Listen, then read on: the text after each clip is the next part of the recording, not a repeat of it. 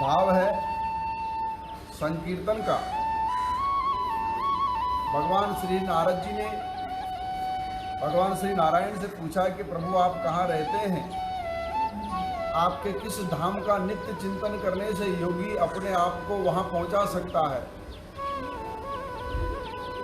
और एक साधारण मनुष्य कैसे आपको समझ सकता है। तो भगवान ने सुंदर उत्तर दिया, नाहं वसामि वैकुंठे योगिनां हृदयेव च मद्भक्ता यत्र गायन्ति तत्र तिष्ठति नारदः। नाहं वसामि वैकुंठे, मैं वैकुंठ में निवास सबके लिए नहीं करता। मैं सभी योगियों के हृदय में भी निवास नहीं करता। जो योगी अभक्ष्य भोजन करते हैं, जो योगी योग साधना को बेचते हैं, जो योगी योग साधना के माध्यम से लोकेशना पाना चाहते हैं, या अथवा वह जो योगी केवल योग के माध्यम से शरीर को चमकाना चाहते हैं, मैं ऐसे योगियों के हृदय में भी निवास नहीं करता। मैं कहाँ रहता हूँ? जहाँ कोई प्रेम से ओंकार का उच्चारण करे और श्रद्धा से मुझे भजे, मैं उसके हृदय में नित्य निवास करता हूँ।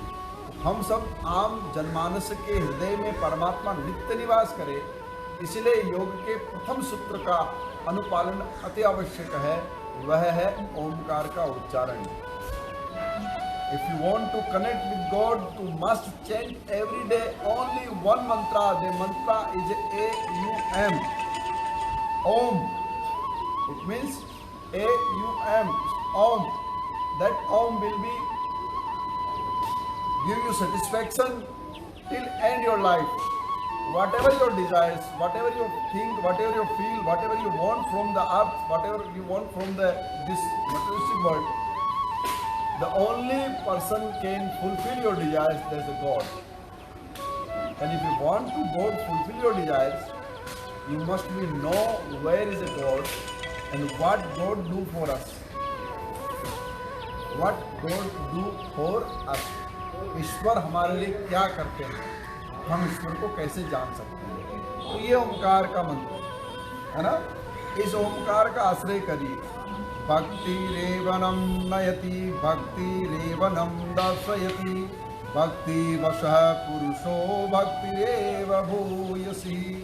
श्रुति कह रही है भक्ति के ही द्वारा परमात्मा प्राप्त होता है, और भक्ति के द्वारा ही भगवान के दर्शन संभव है, और भक्ति के द्वारा ही मनुष्य अपने आप को और अपने ईश्वर को अपने वश में कर सकता है।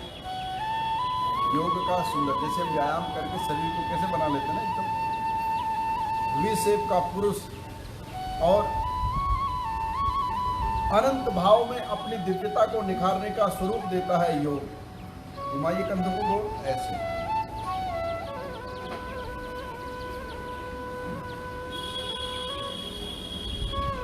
कंधों को गोल गोल घुमा लीजिए।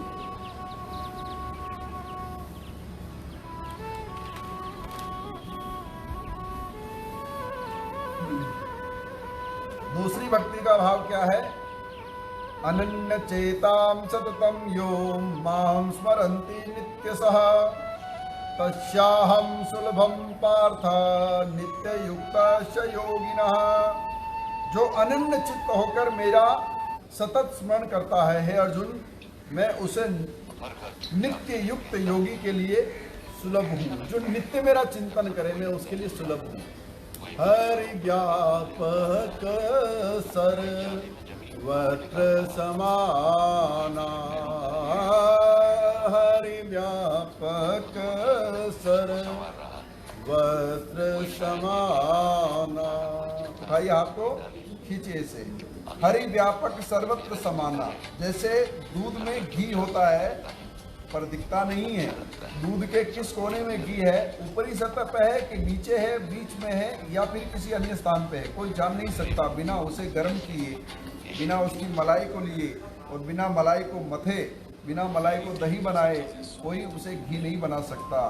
ठीक ऐसे ही परमात्मा कह रहे हैं, अनन्य चेताम सततम माम, सततम यो माम स्मरंती नित्यशः, जो मुझे नित्य चिंतन करता है, जो मेरा नित्य आश्रय करता है, धीरे धीरे स्नेह स्नेह उसका चित्त मेरा नित्य निवास हो जाता है। इसलिए संतों को प्रणाम किया जाता है। साधुओं को प्रणाम क्यों किया जाता है? साधुओं के चित्त में गोविंद नित्य निवास करते हैं। साधुओं के चित्त में परम पिता परमात्मा की नित्य लीला होती है। वह सदैव परमात्मा की लीला में आनंद मग्न रहता है, योग भी करता है और योग में मंत्र योग का भी सहारा लेता है। जिस जीवा पे मंत्र ना आए, जिस ब्राह्मण के पास मंत्र शक्ति ना हो, वो जीवन व्यर्थ है। इसलिए साधुओं के पास भगवत भजन होता है।